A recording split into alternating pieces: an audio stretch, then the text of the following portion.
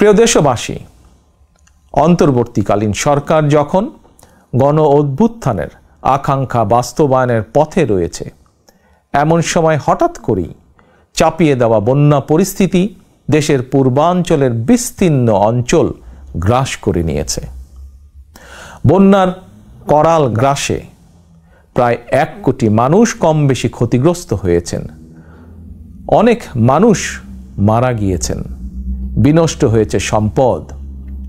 এমন পরিস্থিতিতে সাধ্যমতন বন্যার্তদের পাশে দাঁড়াতে বিএনপি প্রতিষ্ঠা বার্ষিকীর সকল কর্মসূচি বাতিল করেছে। ইতিমধ্যে কোনো কোনো এলাকায় বন্যার পানি কমতেও শুরু করেছে।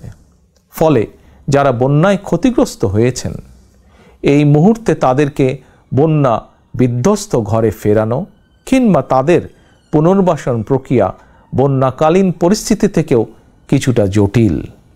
সুতরাং আপনাদের কাছে আমার বিনীত অনুরোধ, আপনারা বন্যায় ক্ষতিগ্রস্তদের প্রতি আপনাদের সহযোগিতা দয়া করে অব্যাহত রাখুন। সমন্বিতভাবে ক্ষতিগ্রস্তদের পাশে দাঁড়ান। বিশেষ করে যেসব পরিবারে নারী, শিশু, বৃদ্ধ কিংবা বৃদ্ধা রয়েছেন, অগ্রাধিকার ভিত্তিতে তাদের প্রতি দয়া করে সহায়তার হাত বাড়িয়ে দিন।